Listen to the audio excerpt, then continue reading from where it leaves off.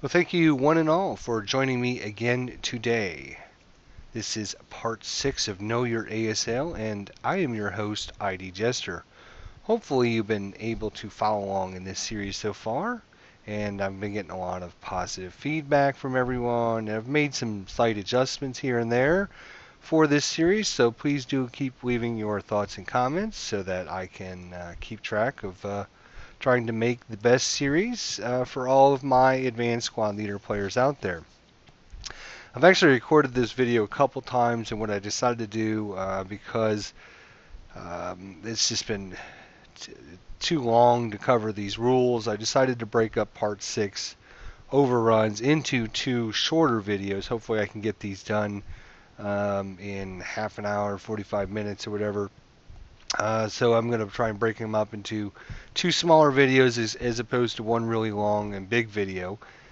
And for some reason, there's a lot of people out there that would rather watch shorter videos than longer videos and all that. So I'm going to try to make shorter videos, and if it's a longer section of the rule book, I'm hoping that I can split it up into maybe a couple videos. So we're going to call this Part 6A. And in Part 6A, we're going to talk about the vehicle rules that are associated with overruns. And then in Part 6B, we're going to talk about the defensive units and the rules associated with them. So if you're looking for rules for the vehicles, the rules associated with how to actually perform an overrun and such, this is going to be the section you're going to want to look at and watch and review. And if you're looking for all the rules associated with the defenders, then you're going to watch Part B. So this is actually going to be Part 6A, and next one will be Part 6B. So AFV overruns, or overruns just in general, is in Section D of the rulebook, subsection 7, 7.1. We're going to be talking about, again, the vehicle rules here. We're going to cover that in this section. An overrun is a form of bounding first fire. A vehicle that enters an enemy occupied location during the movement phase can attack that location occupants by expending 1/4 of its printed movement point allotment. Fractions round up. So basically, when you're trying to do an overrun, if you look at our wonderful vassal module here, if we just look at our vehicle here, so you can either use your main armaments and your machine guns to shoot your enemies at long range. And we're going to learn throughout these 2 videos that possible to bring in some more strategy and some tactics that an overrun might be more advantageous and be more powerful than actually just using your main armament and your machine guns to shoot your enemies at range. And hopefully throughout this series, and hopefully in these 2 videos, you're going to be able to pick up on a few tips and tricks, and hopefully be able to use all these rules during your next scenario playthrough. So it is basically you're going to expend 1/4 of your printed movement points, fractions round up, plus whatever it's going to cost you to enter into that hex. There's a few exceptions. Wagons may not overrun. You cannot overrun a pillbox. The important part of this is you're going to announce your overrun as you are performing it, and also that you cannot already be marked with a bounding first fire counter. So again, you can't be shooting your enemies using your machine guns or using your main armament and have a bounding first fire counter on your vehicle. This is either going to be an overrun has to be with you can't have already spent any bounding fire. So basically you're going to choose to either shoot your enemy at range with your vehicles, or you're going to just try to use your actual vehicle in close combat with your opponent. And we'll find out there's actually some advantages to doing this. One of the big advantages is once you have marked, or once you have announced you're doing your overrun, you are going to then immediately resolve this on the IFT immediately after you announce your overrun, which is kind of important. There's a couple exceptions here. First thing you're going to have to do is make sure if you have to do a bog die roll check, you got to perform that first. So actually make sure you enter into the hex. And defensive first fire can happen from hexes other than the hex that you are overrunning. The hex that you are overrunning does not have any defensive capabilities other than, at that point, reactionary fire. And we're going to talk about that in movie 6B. So once you announce your overrun, you're basically going to enter into that hex, and the overrun is going to immediately resolve except for your bog die roll checks and any other defensive fire attacks. So the unit or the hex that you are overrunning, all of those units there cannot do anything to you until after you have completed your overrun. So that's kind of an important thing. If you have, let's look at our example here in our vassal module. I've got this vehicle here, and take it and I'm moving it up, and I move into this hex right here. This hex can't defensive first fire, it can't do anything until after I perform my overrun. Once I'm done with my overrun, then we're going to have a couple options that the defender can choose. But at this point, once I've announced my overrun and I'm in my overrun, the only thing that is actually can happen is other hexes can defensive fire on that, but the actual units that are in that location will then be marked, or not marked, but they're actually going to be classified then as reactionary fire, and there's some special rules that cover with them. So basically, if we look at our vassal module here, I've just pulled out a couple vehicles over here. They're not actually part of the scenario, but I've just pulled them out. You can see in the top right hand corner, this is their movement point allowance. In this case, this one has 14. 14 is going to be 3.5 fractions round up, so it's going to be 4 movement points plus whatever it is to enter into the hex. It's going to cost me to overrun. So if it's a clear hex, it's going to cost me 4 plus 1 would be 5 movement points to enter in that hex. 13 here in this unit is also going to be 4 movement points to enter in that hex. This Russian tank here in U8 is a 12 movement points. A fourth of 12 is actually 3, so 3 plus whatever it costs to move in that hex. This one here is 17. This is actually going to be 5 movement points to enter into the hex, and 16 over here is going to be 4 movement points. It's easy to just basically calculate if you just know your divisions by 4, 8, 12, 16, 20, 24, 28, 32, 36, 40, etc., etc. If the number is greater than a divisible number by 4, then it's going to round up to the next number. So in this case, I know that 14, 4 goes into 12, and it's higher than that, but it's less than the 16, so it's going to round up to the 16 number. Same thing with the 13, it's higher than 12, it's going to round up to 16. 12 obviously is going to stay at 12. 17 is higher than 16, so it's going to round up to 20. 16 obviously is a 16 number, so just keep that in mind when you're calculating up your overrun movement points that you need to spend. So basically, with an overrun, you're just going to use the awesomeness of the tank to come into an enemy location. You're going to spend a fourth of your movement points, fractions round up, and you're going to use the awesomeness of the vehicle to try to cause damage close in on your opponent, as opposed to shooting them at range using your machine guns and your armament for your vehicle. And you'll find out that there's going to be several advantages that you're going to receive from that. So hopefully we'll get to look at these. So once you've announced your overrun and you've actually decided to enter into that hex, and we're just going to use this R row for an example right now. It cost me 1 to start up the vehicle. Let me just get rid of all the move counters here. Here we go. It cost me 1 to start up the vehicle. It cost me 1 movement point to move into R3.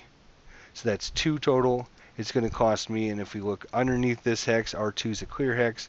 So it's going to cost me 1 normally to enter that hex, plus 1/4 of my movement points, which is 4, so it's going to cost me 5 to move in that hex. So at this point, it costs me 1 to start, 1 to move there, and 5 to move in there, so 5, 6, 7 total movement points. And I've now announced my overrun as I enter into that hex. And I'm going to immediately roll on the overrun. I'm immediately going to do my overrun unless he has any other defensive fire. This unit in R2 cannot defensive fire against me. They have nothing but reactionary fire. And again, watch video B for that. So if we calculate, now what we need to do is calculate and figure out, okay, well, what can we do now that we're in that hex? And that's covered in section D of the rulebook, subsection 711, under firepower. So basically, what I like to call this is you have the awesomeness of just being a tank, and you're going to figure out that, or you're going to, the awesomeness of a vehicle, I should say. You're going to figure out how awesome your vehicle is, and you're going to get a base total for that. So you're going to get 1 firepower if it's an unarmored vehicle. You're going to get 2 firepower if it's an AFV, or you're going to get 4 firepower if it's an AFV whose main armament is manned and functioning and is not a machine gun, a flamethrower, a mortar, an ATR, or IFE capable. So basically you're going to get 1 point, 2 points, or 4 points. 1 point is for these really wimpy vehicles that are unarmored.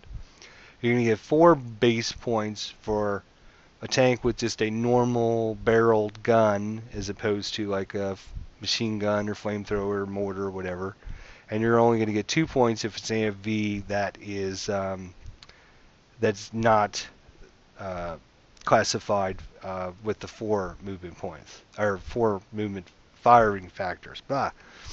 Then once you get your base amount for your awesomeness of being a vehicle, you're then going to add to it the tripled point blank fired and half for being bounding first fired of all manned and functioning machine gun armament or IFE armament of the vehicle.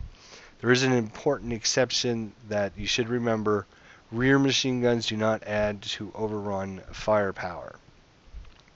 So the other important thing is crew exposed armored half-track passengers are going to add half their firepower, and other vehicles, passengers and riders, are going to add 1/4 of their printed firepower, and that is also subject to triple point-blank fire. So again, as you read the rules, there's a lot of wording, a lot of exceptions and everything, but I'm hopefully here to kind of show you that all this wording and stuff is actually very easy. We're going to look at our wonderful vassal module again. We're just going to take this German unit here, and I'm just going to put them in U6 so everybody can see them there. First thing we're going to do is find out how awesome this vehicle is. In this case, it's not unarmored, so we know it's either going to get 2 points or it's going to be 4 points. The only difference being is what kind of main armament it has. In this case, it's got a 37L. It's a barreled weapon. It's not a machine gun or anything unique about it. So this counter is going to get 4 points. If we look at this one here, I'm going to move it up to W6 in this case. You can see that we're going to, first thing is it's not an unarmored vehicle, so we're either going to receive 2 points or 4 points. In this case, its main armament is a coaxial machine gun. So in this case, it doesn't qualify for the 4 points, so it's only going to receive a base 2 points for an overrun. Then what you're going to do is once you have that base amount, all you're going to do is calculate up all your functioning and manned machine guns and add those totals up. So in this case, if we look at the unit in U6 again, we have 4 in the bow and 4 coaxial, so that's going to be 8 total machine gun firepower.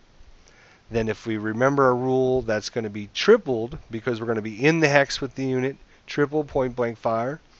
And because this is a bounding fire attack, all bonding fire attacks are half firepower. So we've got 8. We're going to triple that to 24, and then we're going to take half of that for 12. And then we're going to add our awesomeness for being a vehicle.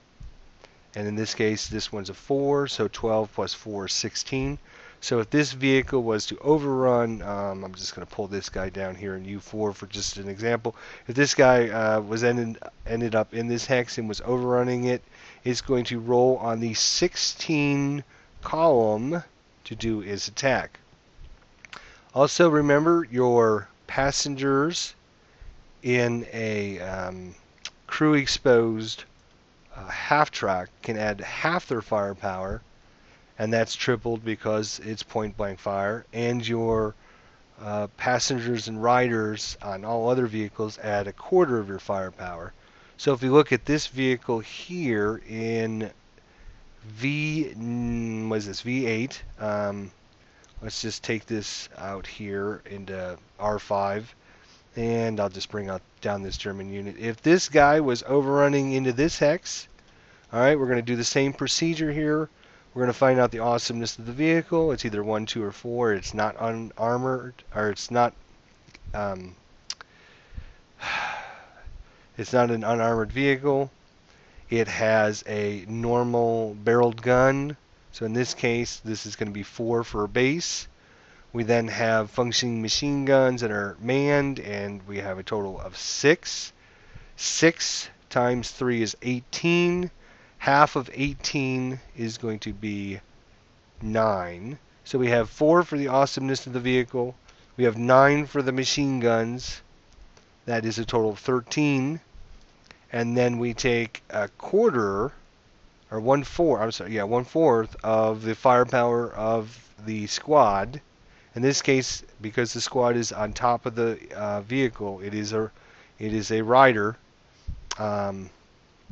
And if it was underneath the vehicle, then it wouldn't be a rider. But in this case, it's on top of the vehicle, so it's actually on top of the vehicle. It's a riding, so you get a 1/4 of your firepower. So 1/4 of 4 is obviously 1. You get you get to multiply that by 3. 3 times 1 is 3. So we have 3 for the squad. We have 4 for the vehicle. That's a total of 7, and we have 9 for the machine guns, and we're just adding these all up. So 3, 4, 7 plus 9 is 16. So again, this vehicle, because it has a squad, is going to be on the 16 column, and it's going to do a dice roll against the enemy. So when you're got passengers and they're along for the ride and they're using their firepower, that's how you do that. It's going to be just basically 1/4 of their firepower, and then because you're in the same hex as the enemy at this point, it's going to be triple point blank fire. And let's see. If you have a flamethrower, flamethrowers act a little bit different. All flamethrower firepower is added normally with no triple point blank and no halving adjustments. So there is a few if you're using an overrun with the flamethrower. The important point of this whole thing is, remember back when we talked in section 7.1 that you must announce your overrun as you spend your movement points, and that's important because not only do you get to immediately resolve it unless one of the exceptions happens. The other thing that happens is the total firepower of the overrun is halved if the vehicle becomes immobilized or destroyed before it can resolve its overrun. So not only do you get the power of I get to immediately, once I announce it, I get to immediately do it. If other hexes decide to defensive fire on it and completely destroy your vehicle, you still get to do your overrun. And it's very rare in the rules that once you announce something, and even if that unit becomes a broken pin, destroyed, immobilized, or whatever, you still get to do your overrun. So that's another powerful part of why you should be looking at using overruns as opposed to using your armament of your AFV to just shoot your units at range. It can be quite powerful, and we're going to learn throughout these A and B series here. There are going to be other things that are going to give you advantages.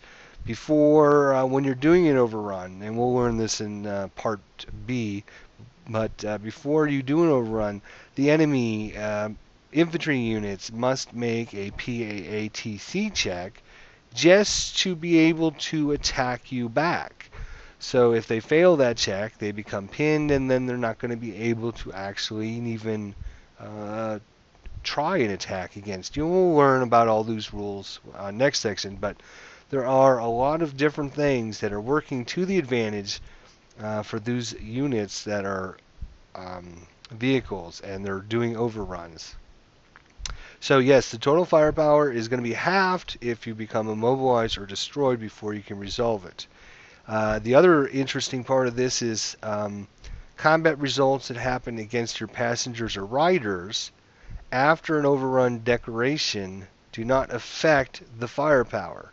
So again, if you're passengers and riders on a vehicle and you go into a hex and they defensive fire and end up destroying all of them, those combat results don't affect the firepower. You still get all of their firepower once you've declared an overrun. So the declaration, one of the important things I want to make known is that once you declare an overrun, once you make the announcement of the overrun, you spending the movement points for an overrun, you're going to get to immediately resolve it unless somebody else defensive fires on you. And if they do defensive fire on you, you're still going to get the firepower, the full firepower that you're still going to get the firepower of your passengers and riders that you would normally get, even if combat results happen against them. The halving of firepower for motion and non-stop fire does not apply against overrun either. So you don't even have that rule working against you. The firepower for motion or non-stop does not apply. So basically, if we look at our firepower again, I've got a kind of summary down here. So you're going to get your base AFV base firepower, either 1, 2, or 4. And then you're going to add your passengers and riders, 1/4 of them, 1/4 of your firepower, and you're going to multiply that by 3. And of course, the only exception to that is crew exposed armored half tracks passengers are going to add half their total. So all the other time you're going to do this. The one exception, I wish this would have been written as an exception, but that whatever. Crew exposed armored half track passengers only add half, while all other passengers and riders add 1/4. So you're going to add your riders and passengers 1/4 of your firepower, and you're going to multiply that by 3 because of your triple point blank fire. Then you're going to add to that your total firepower for all manned machine guns and IFEs with triple point blank fire, and then halved for being bounding first fire. Then 1/2 for bounding first fire. There we go. So that's kind of just a summary of the whole firing procedure. And again, there's a lot of just wording and blah blah blah. But if we look at our examples again of our vehicles, you can see that it's kind of easy to figure out. Let's look at. Well, we looked at this example already. We looked at this example and this example and this example. Let's look at this guy here. 85L. It's going to be a 4-pointer. 4. We look at our machine guns. It's 5. 5 times 3 is 15. Half of 15 is going to be 7.5. 7.5 plus 4 is 11.5. So if we could get a rider on top of this vehicle, then we would get up on the 12 column. Otherwise, it's going to fall all the way back to the 8 column. So you can see if I was just to use my machine guns by themselves, it's a 1 and a 4, that's a 5. That's going to be on the 4 column. So if I was just going to use this to shoot at infantry, without moving or doing anything. I'm only going to be on the 5 column, assuming that I'm could combine them all into one. And remember, rear machine guns do not add any firepower. So if you see the little, I guess I could have got out one, but I didn't in this case. But if you got a little R with a number after it, that's going to be your rear machine guns, and those aren't going to add. So you can quickly look at your vehicles and see which ones are going to be really good. Normally, it's obviously the ones with the big machine gun values. Here's a 4 and a 4. That's 8. 8 times 3 is 24. Half is 12. 12 plus the 4 for being an awesome little vehicle, or having a regular armament. So we're up to the 16 column. I know within 10 seconds of looking at this counter, it's going to be on the 16 column. This guy here, not so much. It's only going to have 5. 5 times 3, 15. 15 half to 7 and a half. Plus 2 is going to be 9 and a half. So I know this is going to be on the 8 column. So just looking at these two vehicles, I can quickly see this would be a much better vehicle to overrun somebody with than this one. And now that you understand how to calculate it up, you'll be able to quickly monitor and see which one of your vehicles might be good candidates to try to overrun your enemy. There are some other rules we need to talk with, not only about how to move into your hex, which is move into the hex with an overrun is 7.1 and 7.11 with the firepower. There are a few other things we can look at. 7.12, which is the vehicle target. An AFV cannot be overrun, so you can't overrun another vehicle, or I'm sorry, you cannot overrun another armored fighting vehicle. But you can overrun their PRCs, their passenger, riders, and carriers. So if another vehicle has passengers on it, you can override these passengers. If they have riders on them, same thing. The presence of an AFV in a hex does not prevent an overrun against non-armored targets in the hex. And if you are overrunning a hex, or if you are overrunning a vehicle in motion, there's a +2 die roll modifier. So if you're trying to go overrun another vehicle, you can't do it. You can ride any of their passengers or riders, but if that other vehicle is in motion, +2 die roll modifier. Restrictions 7.13. An overrun may not be made in reverse movement. Sorry. 7.13 and 7.14 actually kind of work together in conjunction with one another, and we're going to talk about these in just a second. Defender in the woods building obstacle cannot be overrun by a vehicle using vehicle bypass in that hex. You have to actually enter into the hex to overrun some defenders in woods or buildings. An overrun may not be made by a vehicle currently marked with the bounding first fire counter, which we already know. And there is an exception to that, and it is multiple overruns. Like I said, we have this whole section here, 7.14, to talk about. And a vehicle may not overrun the hex. It begins its movement phase in. So if during your opponent's turn, if he moves infantry into your hex to try and close combat your tanks and is unsuccessful, on your turn you can't actually start the overrun process with because you have units in that hex. You must leave that hex and then re-enter it. And since we're talking about leaving a hex and re-entering it, we're going to talk about multiple overruns. You can multiple overrun the same hex. Vehicle may continue to overrun the same or different hexes as long as it has sufficient movement points to expend. However, a vehicle must attack separately. 2 or more vehicles may not add their overrun firepower into a single attack, nor may a vehicle split its overrun firepower into 2 or more attacks.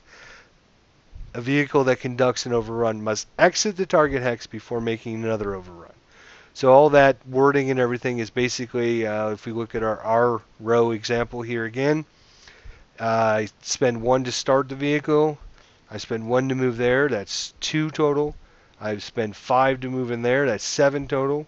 I can then overrun this hex here. It costs me another 5. So we're up to 12 total. I can then move into this hex for 13 and then move into this hex for 14. Staying in motion.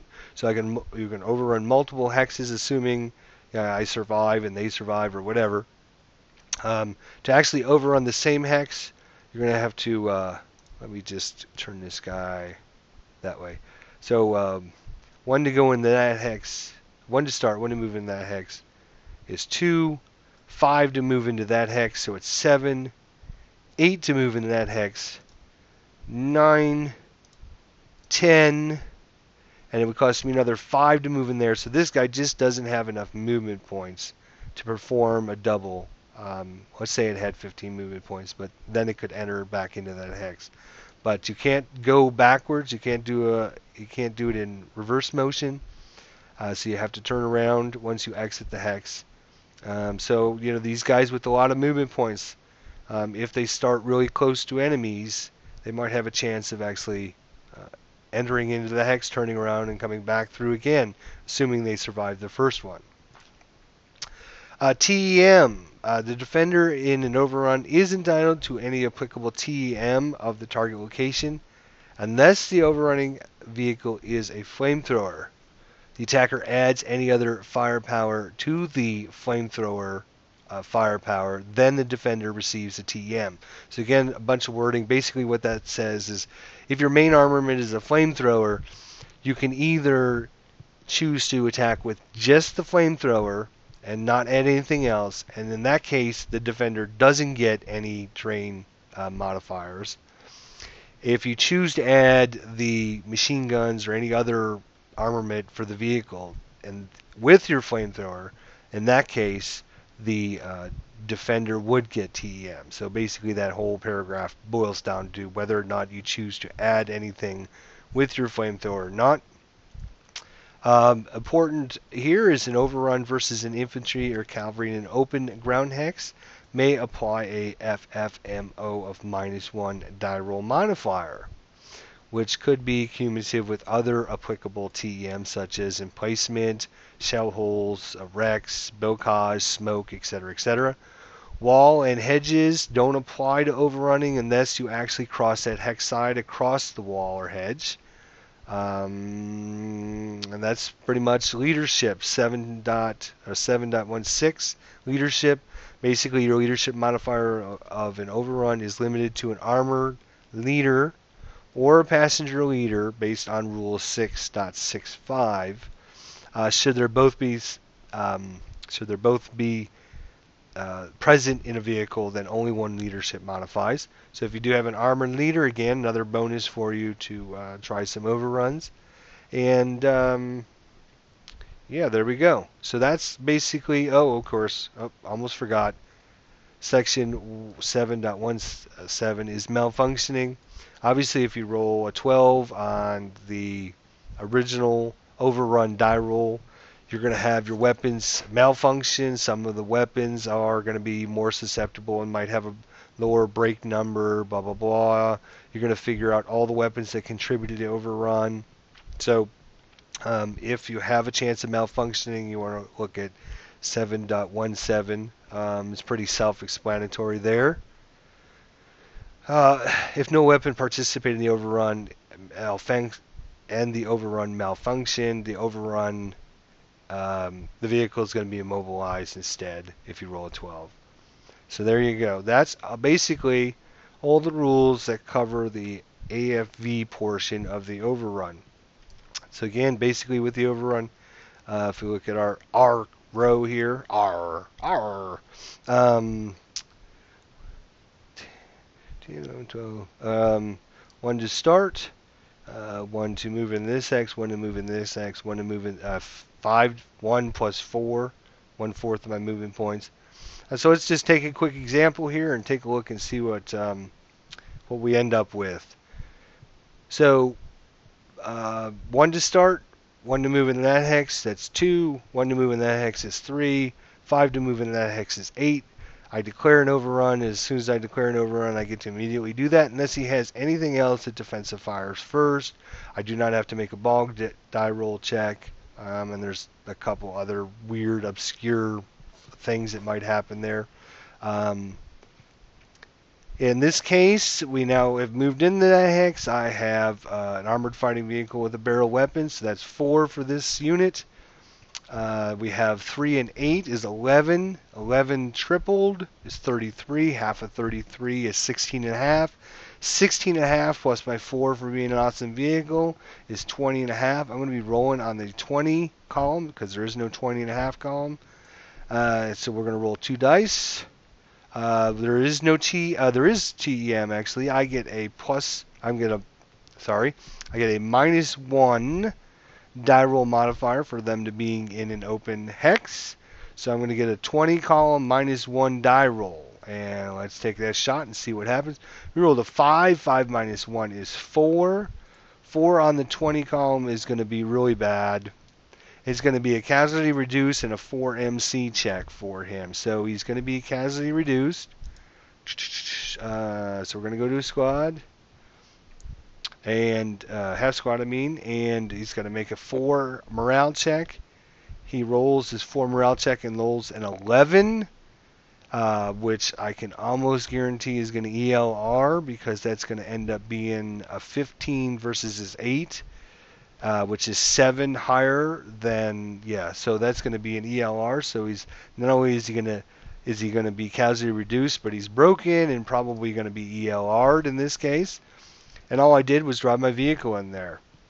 So that was 1 to star, 2, 3, that was 8. 8 plus 5 is 13. I'm going to do the same thing. Of course, I have to wait on defensive fire before I can do that. In this case, we're going to assume there is no defensive fire. Same results. I'm a 20 minus 1 because he's still out in the open. I roll a die roll. I roll a 7. 7 minus 1 is a 6. 6 on the 20 column is a 3 morale check. 3 morale check for this unit. He makes his check. He rolls a 9, 10, 11, 12. So he's failed his morale check. Might have ELR'd, might not, depending on the scenario, but he's broken. We know that, at least. He breaks. And I spend 13 movement points. And I spend 1 more movement point to move out of the hex. And you notice that very powerful situation in which I could have sat back here with my unit. And, it was actually here. Sat back here with my unit and shot at these guys using my machine guns and my main armament. Maybe getting, I got 2 rate of fire on this vehicle, so maybe I would have got a couple shots at these guys possibly, and then would have had some machine guns that I might have been able to use against them. But you can see by doing my overrun, I've gotten 2 broken guys over here. Kind of left myself in a bad position next to this guy, but that's for another video. But assuming this guy wasn't here, I've now just wiped out his northern flank there. So you can see that overruns, and especially you're going to learn more stuff when we talk about defensively. Defensively, you're going to have to make PAATC checks before you can attack. If you've already marked with final fire counters, you're going to have what they call final protective fire, close combat reactionary fire. And I'll try and saying that 5 times. And basically what that's going to do is, if you're already marked with the final fire counter, it's just like normal. You're forced to do a final fire attack against an enemy, and it's also a morale check on yourself. You still have to make your PAATC check. If you fail your PAATC check, your close combat value isn't even going to be lower. The chance of doing damage to a vehicle is going to be lower than a 2, so the only way to do any damage to the vehicle is an unlikely kill. So you can see that these whole things throughout the round get worse and worse for you as the vehicles spend some time watching and waiting and trying to pick out their targets. So again, I'm sorry this went a little bit longer than I wanted to, but I did want to cover these vehicle parts. But not only do I want to just cover the rules, but I want to, give my points and my thoughts and some strategy tips, and just kind of, anybody can sit here and just read the rules to you. I'm trying to get you to actually learn about different tactics and strategies you can now use, things that will make you think about, okay, well, this might be a good opportunity to overrun, but I don't understand the overrun rules. Well, now that you understand the overrun rules, it's going to open a lot of tactics and strategies for your scenarios.